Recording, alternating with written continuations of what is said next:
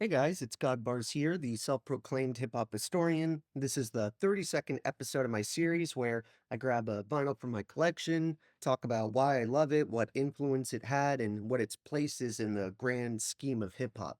So if you saw my last video and saw how I mentioned this next one was going to be a huge seller, you may not be too surprised to learn that it was in fact 50 Cent's solo debut, the monster album Get Rich or Die Trying. 50's career had already been budding at the time, but this was infamously kind of put on hiatus when he caught 9 bullets outside his grandmother's house in Queens. I don't agree with him on everything, but it makes my blood boil when random spoiled teens say, oh, that's not that impressive, or just generally talk out of their ass and act like it isn't really a big deal. If you follow like the Chicago drill scenes, even New York or the UK, you see that dying off one leg shot isn't an uncommon phenomenon. Most of these people that survive are not getting shot 9 times, no matter which way you look at it. It's about as lucky as you can get while still getting shot. Obviously, getting shot at all isn't especially lucky. The bullet wounds wouldn't keep him down for long, and before no time, he was back with G Unit, working on an influential mixtape run that would have a hand in the shift of how hip hop was consumed and even being created to a degree. But the key final piece of the puzzle was the involvement of Eminem and Dr. Dre, who would sign 50 to a joint venture with Aftermath Entertainment and Shady Records. He would start getting kind of a feel for the dark, more modern production that Dr. Dre was kind of heading towards at the time by getting a couple placements on the 8 Mile soundtrack and utilizing Eminem as a mentor of sorts. I feel like an amount of people go into this album with the wrong mindset because if you're relatively early on in your hip hop journey and have only checked out super lyrical, densely conceptual albums, you might hear the subject matter and think, hey, this isn't conscious, this isn't To Pimp a Butterfly, why is this on all these top lists? It must be overrated. But not only is 50's pen arguably in top form here, and his flows were insanely catchy and memorable, but honestly, I don't want every album to be To Pimp a Butterfly. There's plenty of conceptual, thought-provoking hip-hop out there. You have to keep in mind what made an album like Get Rich or Die Trying so successful is how practically every song had club and street appeal. It's something I've mentioned before but don't feel like is focused on quite enough, where some people feel like they can't enjoy lyrical rap and simultaneously see the value in more club-centered pop music. Take albums like 400 Degrees or even Harlem World to a degree, and you'll see that some people brush them off for the same qualities that make them so great. We need pop albums. Nobody wants to be in the club dancing to I Remember You Was Conflicted, and only a pseudo-intellectual sees someone dancing to In the Club or Back That Ass Up and assumes they must not like or know about real hip-hop. From my experience, the vast majority of the time, it's the kids going out of their way to say those things who haven't actually listened to a Biggie or Nas album. If you're like me, you've heard 1,000 albums in the New York boom bap 90s type of style. That's not a bad thing at all. There's a reason I've heard so many of those, but the idea that you can't listen to those anymore just because a rap album with more pop appeal comes out is ridiculous.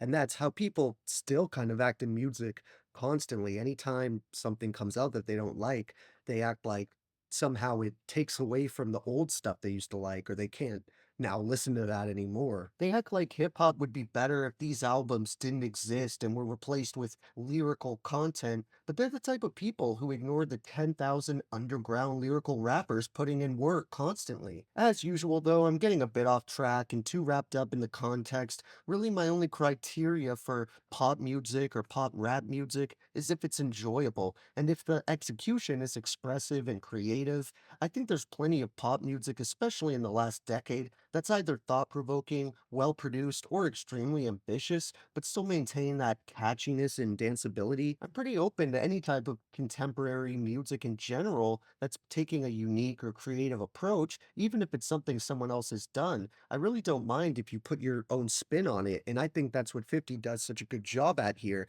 He isn't reinventing the wheel necessarily with the topics he's talking about, but he has such a colorful personality and so much confidence that he believes in himself so heavily it kind of makes you believe in him too. That's especially how I feel about 50's solo debut, because while now with it being 20 years old, it doesn't necessarily sound fresh. I don't know many albums that sound like it outside of the documentary and some of those other aftermath kind of Dr. Dre related projects at this time. If you were alive when this album dropped, you remember the absolute chokehold it had on hip hop at that time. This isn't one of those albums that came out to lukewarm reception, then gradually gathered a cult fan base and eventually got looked back on as a classic in retrospect. This is pretty much the absolute opposite. It's hard to even think of the last album that came out in hip hop where the vast majority of it can just be thrown on at any given party and everyone will know all the words. Maybe I'm just not as in touch anymore with what the current album like that would be, but personally, the last one I can really think of is Good Kid, Mad City. To me, it was a similar sensation where if you were in school or going to parties at the time, you could pretty much spin a roulette wheel for any song on Good Kid, Mad City and everyone would know it. That was how it was with Get Rich or Die Trying, and be it luck, hitting at the right time, or just having an overall stellar product,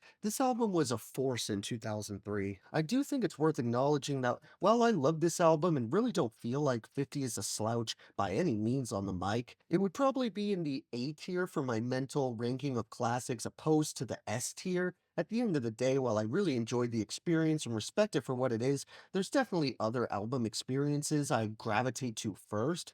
But again, in my opinion, you really can't count that as a slight because there's so many classics to discuss and listen to, and I feel like that's proven just by the fact that I'm a good 30 albums in, and for the most part, I haven't even really touched a lot of the more obvious classics yet. It's another part of this channel I want to work on because I feel like it's easy to just avoid albums like this one and tell yourself they suck and you don't need to listen to them because you've heard Kendrick and J. Cole. That isn't being a good hip hop fan though. And with all music, maybe even just media in general and art, people love to be contrarians and say things are bad when they know they've never heard them. I really want to open this channel up to going, hey, I'm kind of new to this. I know this might be an obvious question, but I'm wondering about.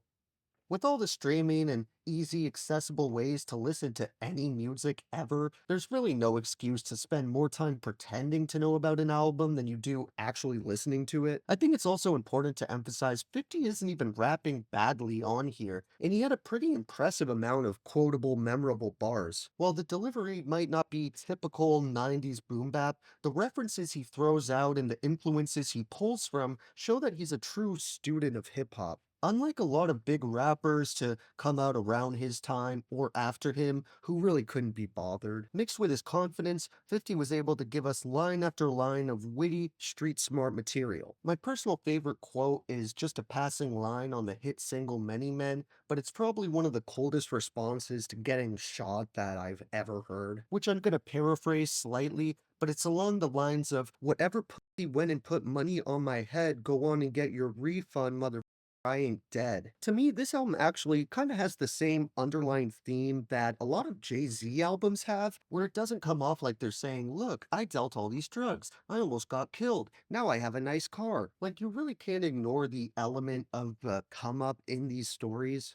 These are people who started with absolutely nothing, and despite lazy scumbags insisting there's no real path of hard work and suffering, nobody's just knocking on a door in Hollywood going, hey, is this where the child sacrifices to become rich and famous are getting held? There is no tricking people into making you an icon. There's no sacrificing, buying, or tricking your way into having that influence. Either millions of people love your music and support you and go to see you, or they don't, and that's it. Well, again, in the vein of Kanye, there's a lot of personal decisions and stances 50 has taken that I frankly find kind of gross, but this sort of troll-like personality is exactly what makes you love to hate him. He's almost like a bad guy in a WWE event that the crowd is meant to root against. I feel like that exact thing is what 6 9 lived off of, but personally, I always despised it, especially the antics. Like, I knew he wouldn't be able to have a lasting impact doing that. The difference with him and 50 is, for one, 50 was about that life and didn't fold when he was pressured on it.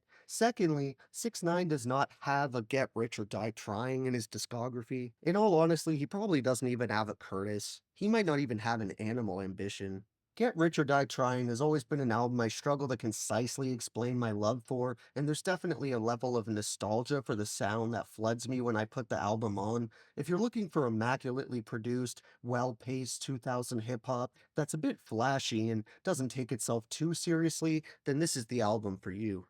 There's only a few features on this one, but I don't mind since I feel like it's so important for a solo album to show how you can hold the audience's attention with your own skill and personality. Of course, we have Eminem, as well as Nate Dogg and the various members of G Unit, Young Buck, Tony Yayo, and Lloyd Banks. However, on the beat making side of things, there's a much wider reaching roster than just M and Dre, including names like Shaw Money XL, Dirty Swift, DJ Rad, Mike Elizondo, Megahertz, Mr. Porter, Red Spida, Reef, and Rockwilder, and that isn't even everyone. I'm always insanely impressed when a large group of producers can come together and make all these separate beats that flow and work so well together you'd assume it was all done by the same person. Obviously, 50 had mixtapes and work with G Unit out at that point, but completely defining your own sound and style with your solo debut album isn't just important, it's extremely difficult. While again, this album isn't necessarily littered with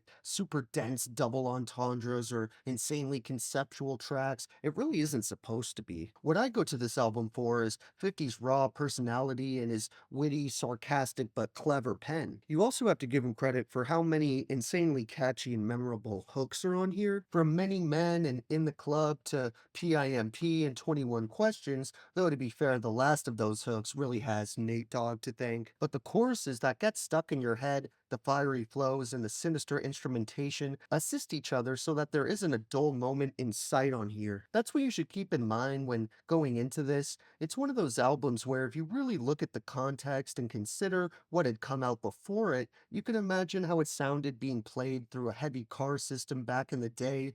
Also, when you have guys like Dre and Eminem executive producing your project, you're bound to have an extra layer of quality control and experience that the vast majority of MCs making their debut don't get. It also was a big moment for Dre and M, because once they saw how insanely successful 50 was as a protege, I think it helped them kind of settle into those roles as curators who could scout new talent on top of making their own music. My three favorites off this insanely impressive debut surprisingly doesn't feature In the Club because that's one of those songs where, through no real fault of its own, it became so overplayed I honestly can't really listen to it anymore outside of the context of this album, even though again it really has nothing to do with the quality of the actual song itself. I wanted to at least address that song so I could focus on a couple other honorable mentions like High All the Time, 21 Questions, and Don't Push Me. For my main three favorites, I have to do Patiently Waiting, PIMP, and Many Men Wish Death. Thank you for watching my 30-second video.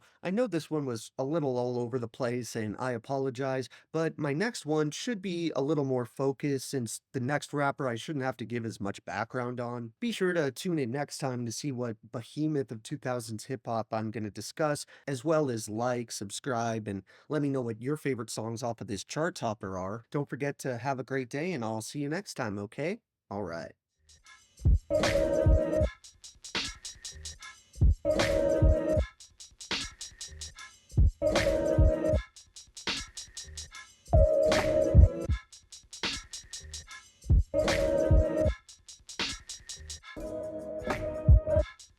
I ain't gotta give them much, they happy with Mickey D's, man. We keep it pimpin' in the South, you know how it go. We drive old school